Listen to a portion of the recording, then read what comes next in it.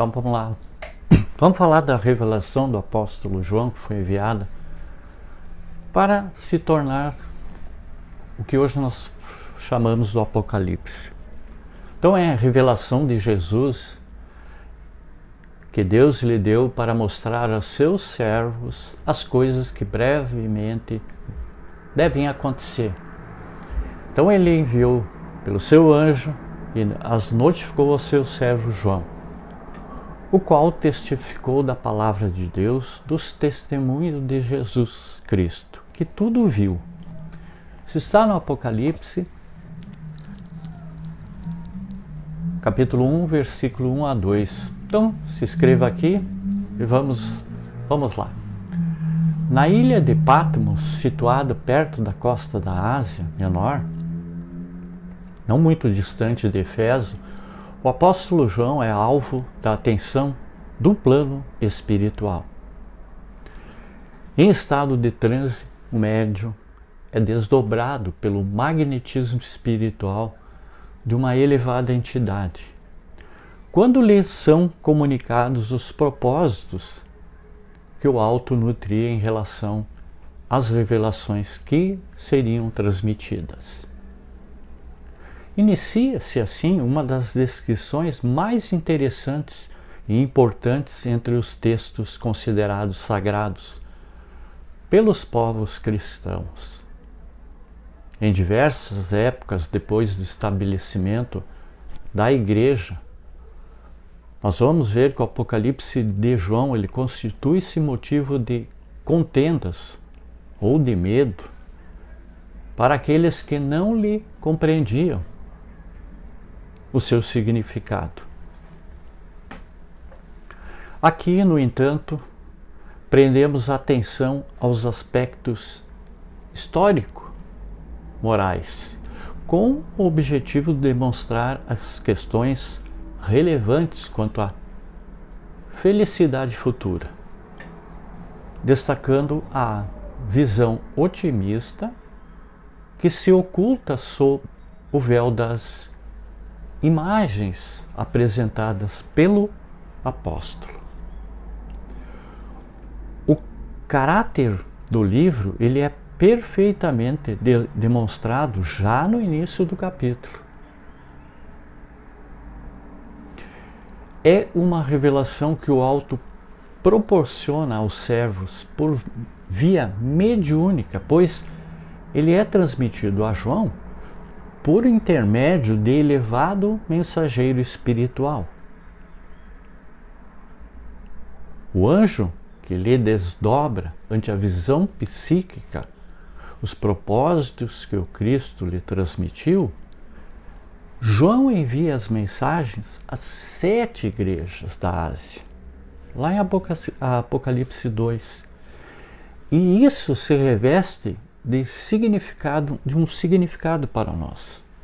Vamos ver que após a morte de Jesus, os apóstolos eles foram investidos da missão de espalhar a boa nova do reino por todas as nações por onde pisasse seus pés, sozinhos ou em grupos, por todos os confins do mundo. Então, conhecido, fundaram igrejas ou comunidades onde eles estudavam as palavras de Jesus. E já naquele tempo, pressentia-se que elementos de ordem inferior começavam a minar as residências daqueles que defendiam os princípios estabelecidos pelos fundadores dessas comunidades religiosas. Do grego eclésias. Esse fato levou o alto a enviar a divina revelação a essas comunidades, estendida àqueles que lhe sucederiam ao longo do tempo na história humana.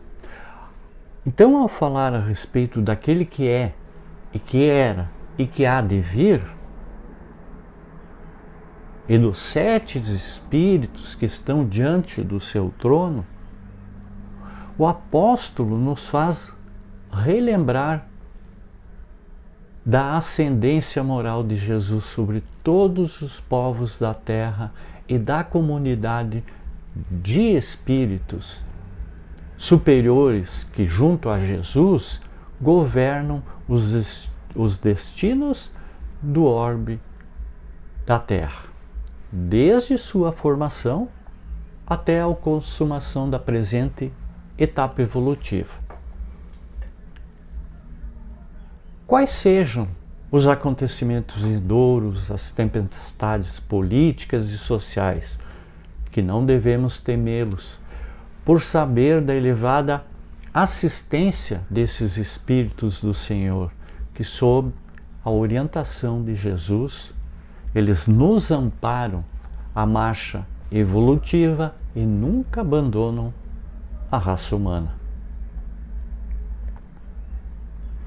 Por isso, é apresentada a visão semelhante a um trono que significa majestade, o poder que o Cristo detém em todas as circunstâncias da história. Embora os estadistas, os governadores e os reis de todas as épocas se julguem donos dos acontecimentos sociais que são desenvolvidos no planeta Terra, os mensageiros siderais do governo oculto do mundo detêm em suas mãos o poder de modificar o panorama dos acontecimentos e de abalar os reinos e promover o progresso dos povos, sendo a sua atuação na história que é perfeitamente visível e, acima de tudo, confiável, pois obedecem a um plano previamente estabelecido pela Suprema Consciência, que a tudo governa pela sua vontade soberana. Logo a seguir, o apóstolo fala que no estabelecimento do reino do amor, onde ele diz todo o olho o verá, até mesmo o que o transpassaram, mostrando a inflexibilidade da lei do progresso espiritual, que define o futuro de todos os seres.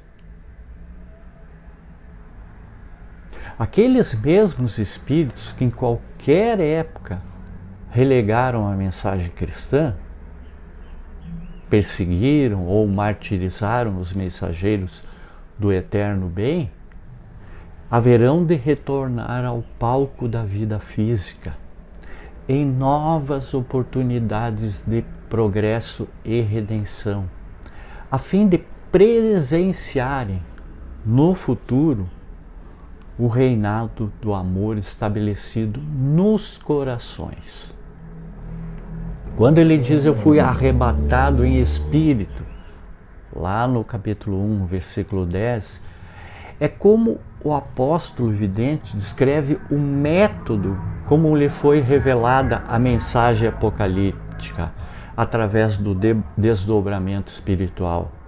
Ele foi levado a regiões do espaço, onde os acontecimentos de todas as épocas encontram-se indelevelmente gravados nos registros siderais.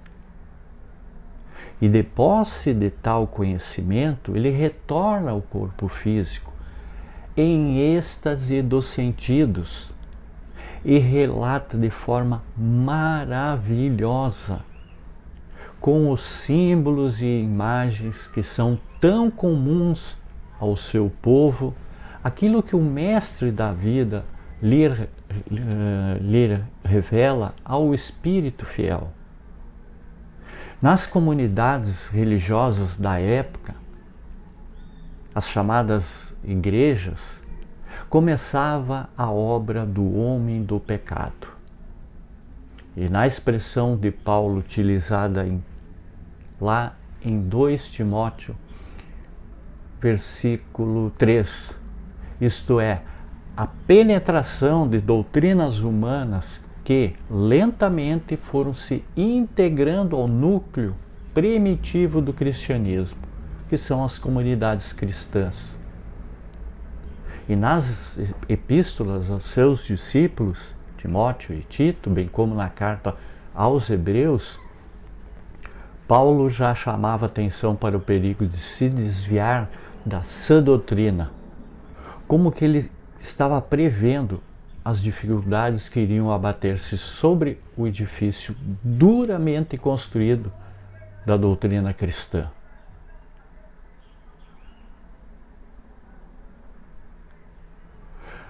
Nós vamos ver que os termos desdobramento e arrebatamento em espírito referem-se ao mesmo fenômeno que denota a expansão da consciência. Quando o espírito se afasta temporariamente do corpo físico para atividades diversas, conforme a sua necessidade. E figura lá no Livro dos Espíritos de Kardec, sobre o nome de sonambulismo, e também é atualmente conhecido como projeção da consciência, está descrito nos itens 400 a 455 dessa obra, que tratam daquilo que Kardec denomina emancipação da alma. E tem uma análise ainda mais pormenorizada em O Livro dos Médiuns. E mais tarde ele também escreveu na Gênese.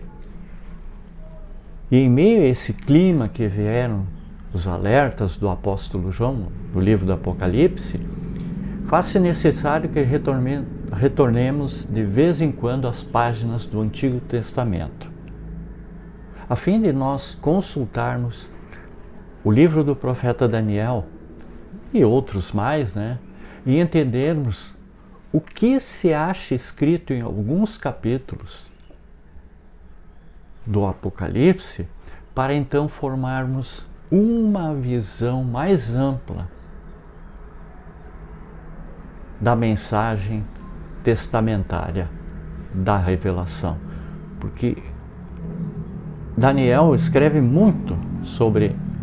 É como se fosse o primeiro Apocalipse que está em Daniel.